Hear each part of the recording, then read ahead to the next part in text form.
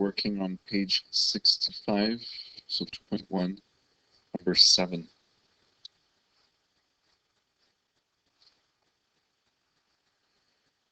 So page 65, number 7 of 2.1.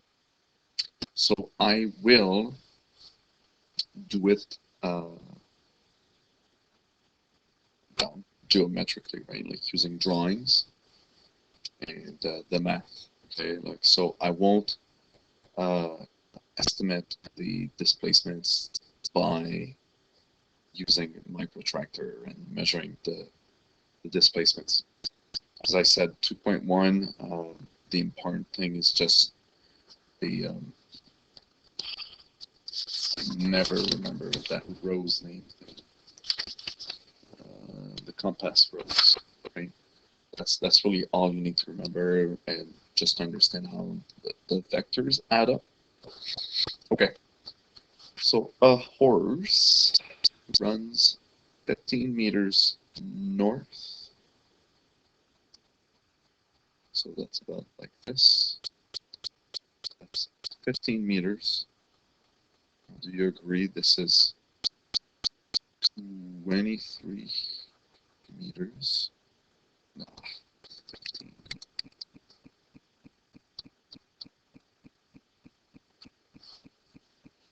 And remember, tip to tail, and then that horse goes south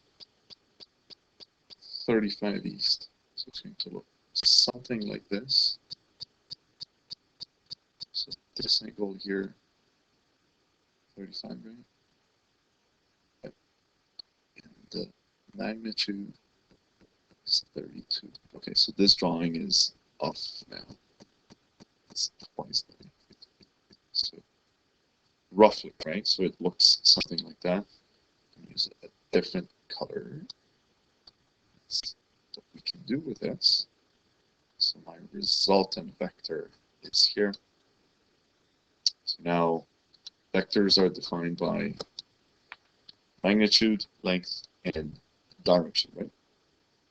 So you just have to find that. So the way I taught you to do those was to decompose both vectors into their x's and y's. That's step 1, right? So decompose vectors into their components.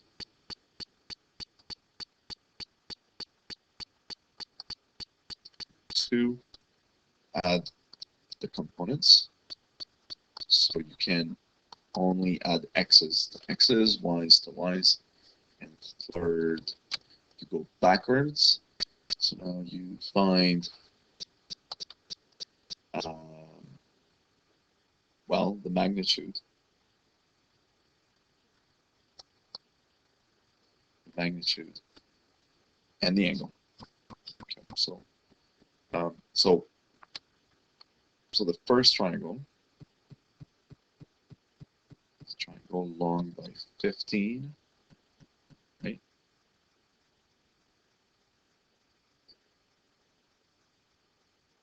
Well, that was 23. Oh yeah. So just scratch it. That was 23. Okay. So find the components. So x. Okay. So if you don't mind, I'll just leave that open. You just find the two components here. So for this one, it's up, so you find sine. This one, the y will be cos. The second triangle is something like this.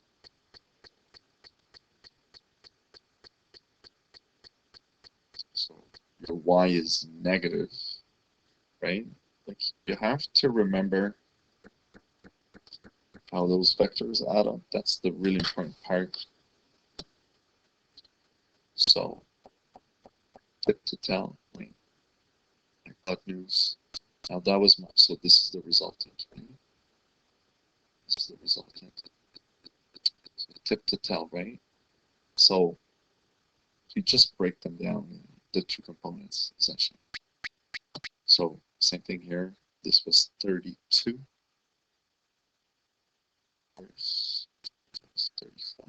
Yes.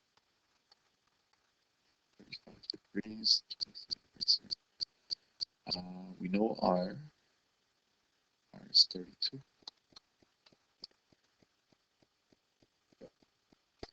So same thing. Okay, that triangle is not quite up to scale. So find, so that'll be sine, cos, because it's up, it's average. And so you'll get 4 things, right, that you just need to add up.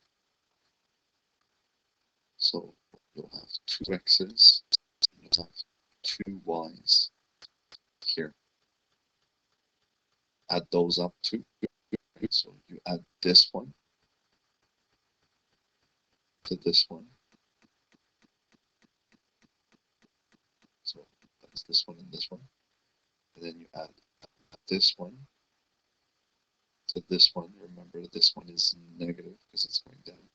So here it's going to, you're going to end up with a negative here. So this is this one.